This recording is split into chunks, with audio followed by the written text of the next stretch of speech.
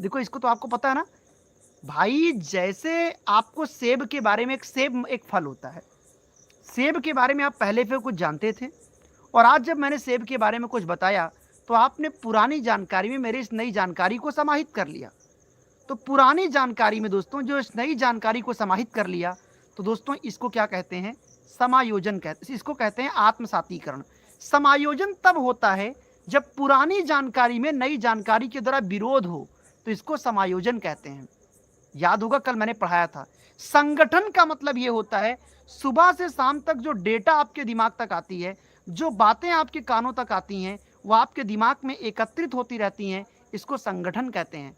साम्य धारण का मतलब ये होता है हमारे जीवन में बहुत सारी बातें कानों तक आती हैं, जो बातें हमारे विचारों से मैच करती हैं उस पर हम खामोश रहते हैं, और जो विचार हमारे दिमाग में मैच नहीं करता उस पर हम साम्य धारण नहीं कर पाते, असंतुलित रहते हैं। सर जी प्राइज क्या है? मेरे बेटा ये सब मत पूछा करो मेरे दोस्त, आप भाई भी हो बहन भी हो, प्राइज क्यों पूछते हो? प्राइज कब तब पूछा जाता है जब आपसे कोई 4,000 5,000 10,000 मांगे। आपकी पढ़ाई का फीस बहुत नॉर्मल रखा जाता है, या तो 500 या 700 इतना होता है। अगर आपको 500 700 अगर महंगा लगता है तो गुरु फिर आपको पढ़ने की कोई हक ही नहीं है, फिर आप मत पढ़िए, फिर आप सेल्फ स्टडी करिए, अपने आप पे भरोसा करके आगे बढ़िए, फिर आप कहीं आप भटकिए, क्योंकि जब तक पूरा ठोकर नहीं लगेगा तब तक आपको समझ नहीं आएगा। 1,000 रुपए का रिचार्ज करा सकते हो, 1,000 रुपए के कपड़े पे थोड़े से शौक संगत कम कर लो, तो कभी ये नहीं पूछना पड़ेगा कि प्राइज क्या है क्या नहीं है। पढ़ाई लिखाई के संदर्भ में प्राइज कभी मत पूछा करो। साथ ही आगे बढ़ेंगे, राष्ट्रीय पाठचर्या की रूपरेखा 2005। मैं हमेशा यही कहता हूं स्टूडेंट को, अपने खर्चे कम कर लो, लेकिन अगर थोड़े खर्चे कम कर लोगे, 500-600-700 रुपए इकट्ठा कर लोगे, तो अपनी पढ़ाई तो अच्छे से कर लोगे। इससे सस्ती पढ़ाई कहीं मिल सकता है? तुम 500 रुपए में 6-6 महीने 7-7 महीने पढ़ते हो, एक महीने का खर्च भी ढंग से 100-150 भी नहीं बनता, सोचो इससे सस्ता क्या हो सकता है? तो बात को समझा करो, इतना भी ज्यादा बेवकूफ मत बनो। राष्ट्रीय पाठचर्या की रूपरेखा 2005 के अनुसार गणित शिक्षण का मुख्य लक्ष्य क्या है? क्या बच्चों को केवल सूत्रों को रटवा दूं तो यह मान लिया जाएगा कि यही गणित का उद्देश्य है? एक चीज याद रखना साथियों, कभी भी किसी विकल्प में केवल ना लिखा हो, कभी भी किसी विकल्प में रटना ना लिखा हो। अब रुको, बच्चों के विचार की प्रक्रिया का गणितीकरण करना। एक चीज याद रखना, जैसे आप गणित पेडागोजी हल कर रहे हो या हिंदी पेडागोजी दोस्तों हल कर रहे हो, तो निश्चित रूप से क्या होता है दोस्तों, बच्चों के विचारों की प्रक्रिया का गणितीकरण। देखो, जब भी किसी विकल्प में गणितीकरण लिखा हो, गणितीकरण का मतलब यह होता है कि बच्चों के दिमाग को, उनके चिंतन को तार्किक बनाना। देखिए दिनेश कुमार जी, समस्या यह है ना कि आप ये चाहते हो, आपकी सोच ऐसी है ना, प्रॉब्लम यह है कि अब आपको कोई समझा नहीं सकता है। मेरे भाई अगर तुम 5 लाख नहीं, तुम 500 छोड़िए, तुम 5 करोड़ दे दीजिए, तो भी तुम्हें कोई सेम टू सेम प्रश्न फंसा के नहीं दे देगा। समझे कि नहीं समझे? ये आपको नहीं समझ में आएगा। बच्चा जो पास होता है वो अपनी चिंतन शक्ति और समझ से पास होता है। टीचर का काम होता है कॉन्सेप्ट को अच्छे से समझाना, पढ़ाना। आप उस चीज को अच्छे से समझते हो, आपके दिमाग में याद रहता है, समझ आपकी विकसित हुई रहती है, तो पेपर कितना भी कठिन बन जाए, किसी का पढ़ाया हुआ आए चाहे ना आए, लेकिन तुम फिर भी पास कर जाते हो। मैं तो लाइव कहता हूं, किसी के अंदर हिम्मत नहीं है कि मेरे यहां जो बच्चा पढ़ा है, हजारों में मैं कहता हूं लगभग के लगभग सब पास हुए हैं। वरना कोई कह दे ये बात लाइव में कि सर जी मैं तो आपके यहां पढ़ा और फेल हो गया, 1% अपवाद हो सकता है, क्योंकि भगवान नहीं हूं मैं। तो जो मेहनत किया है, जो अपने आप पे टाइम लगाया है, वो सेम प्रश्न पेपर में मिले ना मिले, वो समझ के आधार पे उत्तर कर ले जाता है। लेकिन आपके अंदर ये है कि भाई हमने 500 रुपया लगाया है, हमको पूरा पेपर में फंसा के दे दिया जाए। ऐसा नहीं संभव होता है। तुम 5 लाख दे दो, 10 लाख दे दो, तो भी पेपर आपको फंस के नहीं मिलेगा। पेपर कैसे कोई फंसा के पूरा दे देगा? अगले क्वेश्चन पे आ जाओ। सोच नहीं बदलोगे तो कैसे काम चलेगा बताओ। एक बच्चे को जो ऑटिज्म स्पेक्ट्रम डिसऑर्डर से ग्रसित है, एक बच्चा है दोस्तों जो अपने ही विचारों को सर्वोपरि मानता है। अरे जब मैं कहता हूं ना इस बात को समझा करो, बड़ी हिम्मत होनी चाहिए बात बोलने के लिए कि मेरे यहां जो पढ़ा वो फेल नहीं हो सकता। और ये कमेंट बॉक्स आपको दिखा रहा है, करीब 300 पे ज्यादा लोग लाइव हो, तो हमने झूठ बोलकर कोई काम कभी किए नहीं है, ठीक है ना। हाँ, आप मेहनत नहीं करोगे, कल को आके अरे किसी में कमी निकाल देना बहुत आसान है, किसी पर उंगली उठा देना बहुत आसान है। बात समझते हो साथी? बात नहीं समझोगे आप इसको। कमी निकाल देना बहुत आसान है। एक बच्चा जो ऑटोइज्म से ग्रसित है, ऑटोइज्म का मतलब दोस्तों ये होता है कि ये व्यक्ति अपने ही विचारों को सर्वोपरि मानता है। अब ये कमेंट देख लीजिए आप लोग ना, जो लोग लाइव हैं वो कमेंट देख लीजिए कि कोई ऐसा बच्चा है जो फेल हुआ है। अरे मैं एक दो लोगों को समझा सकता हूं, लेकिन सारे लोग कह दें कि पास हैं तो ये क्लास है, ये मुझे पता है कि हम लोगों ने मिलकर पास किया है। ये इसमें मैं अपने आप को क्रेडिट नहीं देता हूं। हाँ, आपने मेहनत की, आपने नाम कमाया। अब वही है कि गुरु आगे मैं क्या बोलूं, छोड़िए। तो दोस्तों, जो बच्चा अपने विचारों को सर्वोपरि मानता है, जो व्यक्ति को यह लगता है कि हम ही सब कुछ हैं, अहम ब्रह्मास्मि एको हम द्वितीयो नास्ति, तो दोस्तों ऐसे व्यक्ति को समाज में दूसरों के सामने बातचीत करने में दिक्कत आती है, अंतःक्रिया करने में दिक्कत आती है। क्योंकि अगर मैं अपने ही विचारों को सर्वोपरि मानूंगा तो जाहिर सी बात है मेरे भाई, अगर मैं अपने ही विचारों को सर्वोपरि मानूंगा तो सीधी सी बात है, निश्चित रूप से मुझे समाज में और लोगों के पास अगर बैठूंगा तो बहुत दिक्कत महसूस होगा। बिल्कुल गरिमा, बिल्कुल शक्ति, बिल्कुल अजय, जितने भी लोग हो यार, तुम कहीं और चले जाना, टीचर की हैसियत नहीं कि वो बोल दे इस बात को, वो नहीं बोल सकता, क्योंकि उसको पता है कि वो कितना पढ़ाया कितना नहीं पढ़ाया है। मैं इसलिए बोल पाता हूँ क्योंकि मैंने सबको कराया है। जितने एडमिशन्स है उसमें 10-15 लोग छूट सकते हैं, ये वही लोग हैं जो बिल्कुल मेहनत नहीं करते, बाकी सब पार हो गए। वो आपकी आत्मा जानती है, मैं उसमें क्या कहूँ, है ना। अब बाकी गुरुदेव हमारे गुरुजी महोदय चाहते हैं, सर जी हम तो आपको 500 रुपया दे दिए, पूरा पेपरवा कहें आप नहीं फंसाए। चमत्कार को नमस्कार है सर जी आपकी सोच को। आइए,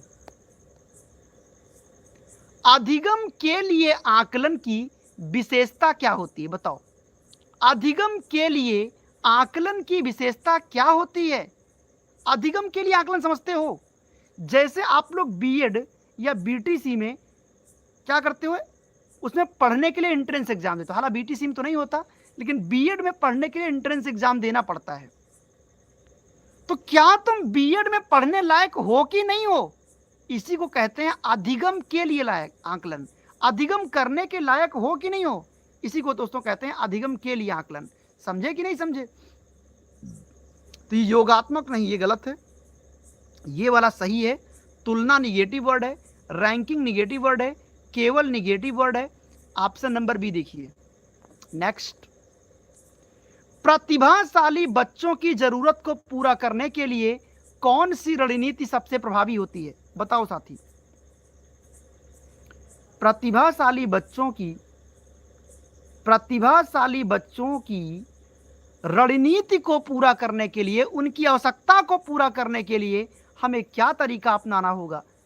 साथियों, वीडियो को सभी लोग लाइक प्लीज करते जाइएगा। हम आपसे निवेदन करेंगे कि जितने भी लोग लाइव हो प्लीज आप लोग एक बार सेशन को लाइक कर दें, और जो स्टूडेंट हमारे चैनल पर पहली बार विजिट कर रहे हैं वो चैनल को सब्सक्राइब कर लो, क्योंकि रिजल्ट आपका होगा।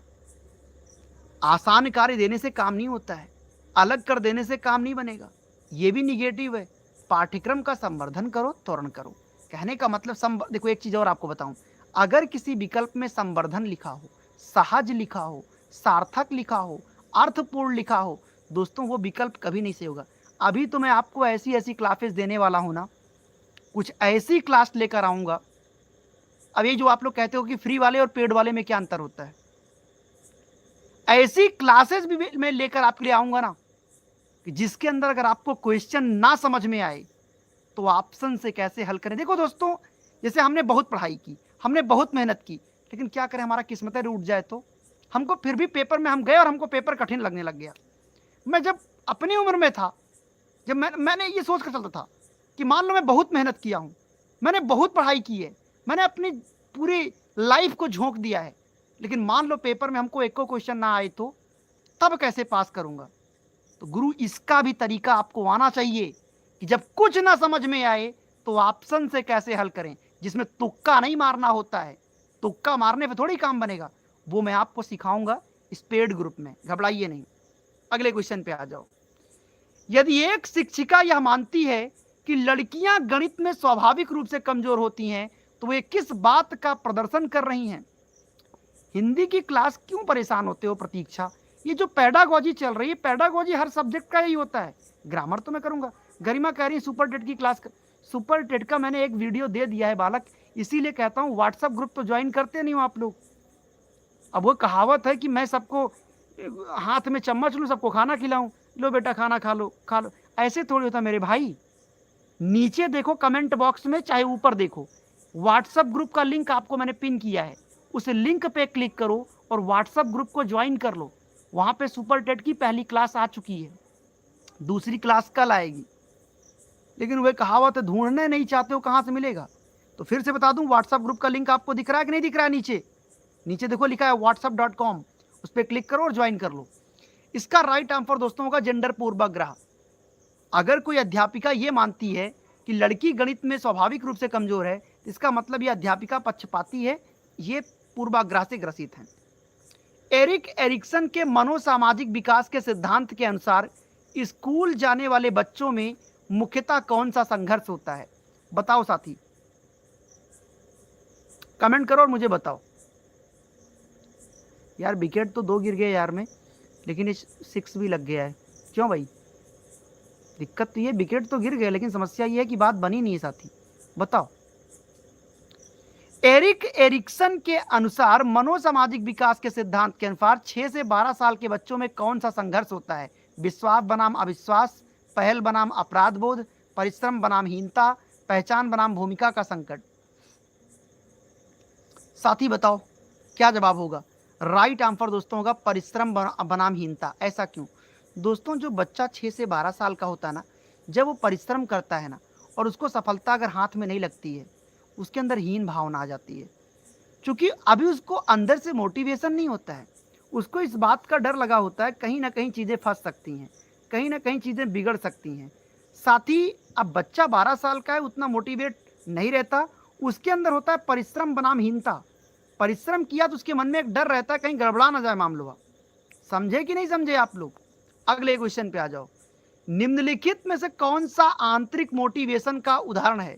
एक बच्चा पुरस्कार जीतने के लिए पढ़ रहा है, ये तो बाह्य मोटिवेशन है।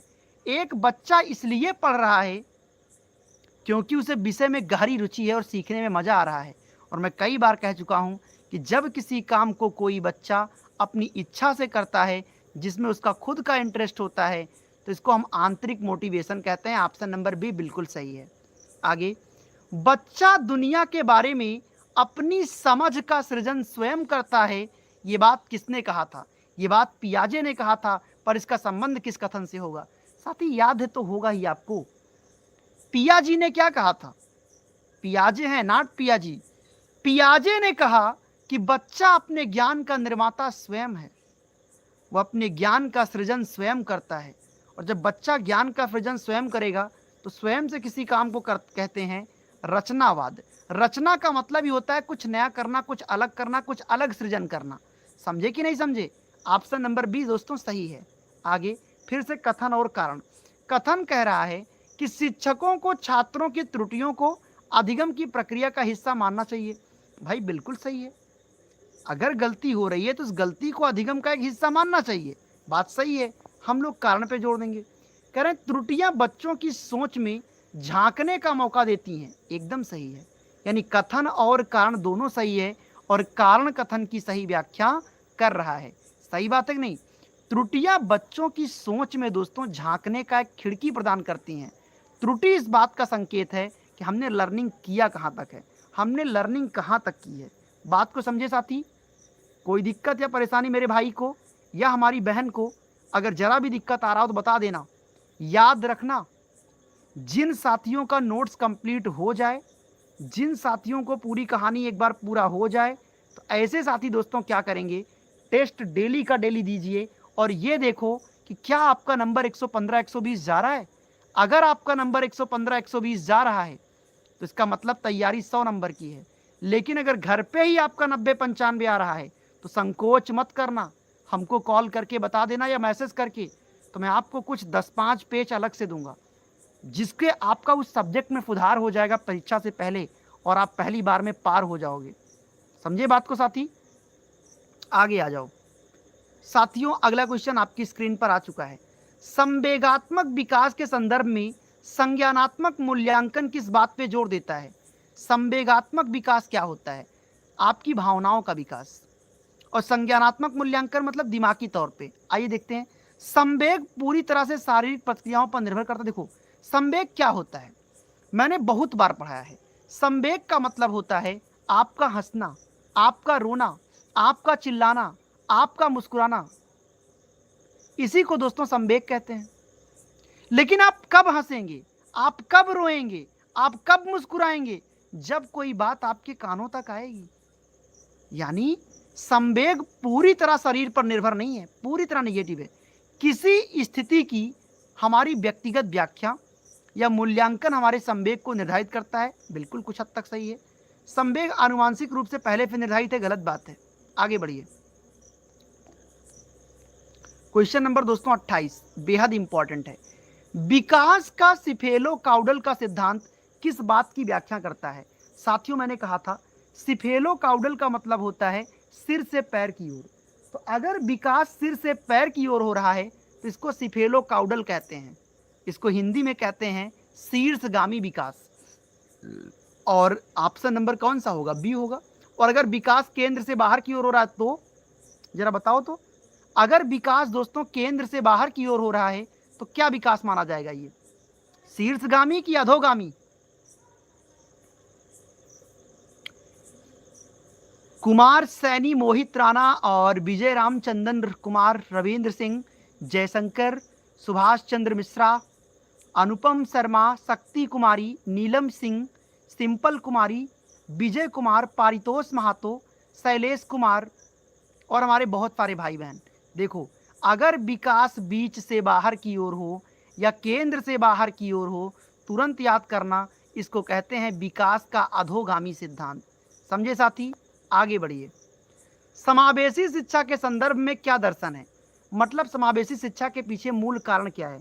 हमने कहा दोस्तों समावेशी क्लास क्या होती है, तो आपने कहा सर जी दुनिया की कोई ऐसी क्लास नहीं है जो समावेशी ना हो, क्योंकि हर क्लास में हर पृष्ठभूमि का बच्चा है, अमीर भी है, गरीब भी है, ब्राह्मण भी है, क्षत्रिय भी है। हमें क्या करना है? विशेष आवश्यकता वाले बच्चों को अलग से नहीं साथी।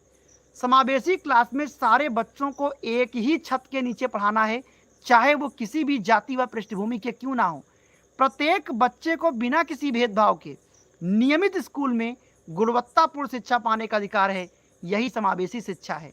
अगला क्वेश्चन, अल्बर्ट बंडूरा ने सामाजिक अधिगम के सिद्धांत पे साथियों किस बात पे जोर दिया था? याद तो आपको होगा ही। अल्बर्ट बंडूरा ने कहा एक बच्चा समाज में लोगों को देखकर उनके जैसा बनने की नकल करता है, इसी को सामाजिक अधिगम कहते हैं और इसी को मॉडलिंग कहते हैं, इसी को अवलोकनात्मक अधिगम कहते हैं। जैसे एक बच्चा टेलीविजन स्क्रीन पर चलते हुए हीरो या हीरोइन को देखकर उनके जैसा बनने का नाटक करता है, उनके जैसा होने के लिए रिएक्ट करता है, तो गुरु इसी को कहते हैं मॉडलिंग या इसी को अवलोकन कहते हैं। पेपर में नाम बदलेगा, सामाजिक अधिगम, अवलोकनात्मक अधिगम या मॉडलिंग या प्रेक्षात्मक अधिगम, इन सारे शब्दों का मतलब एक ही होता है। शास्त्रीय अनुबंधन ये पावलाव का कुत्ते वाला है, क्रिया प्रफुत अनुबंधन ये स्किनर का चूहा और कबूतर वाला है, और अचेतन मन दोस्तों ये सिगमंड फ्रायड का है। ये है ऑप्शन से भी हल करने का तरीका। तो प्यारे साथियों और भाइयों, ये रहा आपकी आज की हमारी ये क्लास। हमें पूरा भरोसा है कि आपको हमारी ये क्लास बेहद पसंद आई होगी। फिर भी मन में डाउट है तो कमेंट में लिखिए। बाकी ऐसे भाई बहन जिनकी अभी तक सीटेट में कोई तैयारी नहीं है, आप बार बार 70 पे 90 की वजह फंस गए हो, मन में आ रहा क्या करें सर जी, कैसे पढ़ूं, क्या 10-10 घंटे का मैराथन देखूं, या कोई बैच खरीदूं या कोई किताब खरीदूं? नहीं सर जी, आपको कभी भी किसी बैच की ज़रूरत नहीं है। तुम बैच क्यों खरीदोगे? फालतू पैसा क्यों बर्बाद करोगे? क्या 5-5 घंटे डेली क्लास कर सकते हो? नहीं कर पाओगे तो पैसा क्यों बर्बाद करना? मोटी मोटी किताबें क्यों खरीदना जिसको पढ़ा ही ना जा सके, उसको पढ़ने में 1.5-2 साल लग जाएगा। सीटेट का पैटर्न पकड़ो, स्वयं भी कर सकते हो। भाई 150 प्रश्न आता है जिसमें 90 क्वेश्चन पेडागोजी का होता है, 60 प्रश्न कंटेंट का होता है। अगर हम पेडागोजी सीख लें तो एक तीर से 5 निशाने लग जाएंगे। तो यही काम आपको इस नोट्स में करके दिया गया है। पेडागोजी भी है और कंटेंट भी है।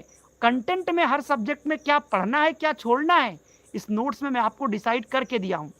दोस्तों मैं फिर यही कहूंगा कि भाई इसे पढ़ने के बाद फिर ना तो किताब की चिंता, ना वीडियो, ना बैच। इसमें ऑलरेडी आपको 105 110 नंबर तक आराम से हो जाएगा।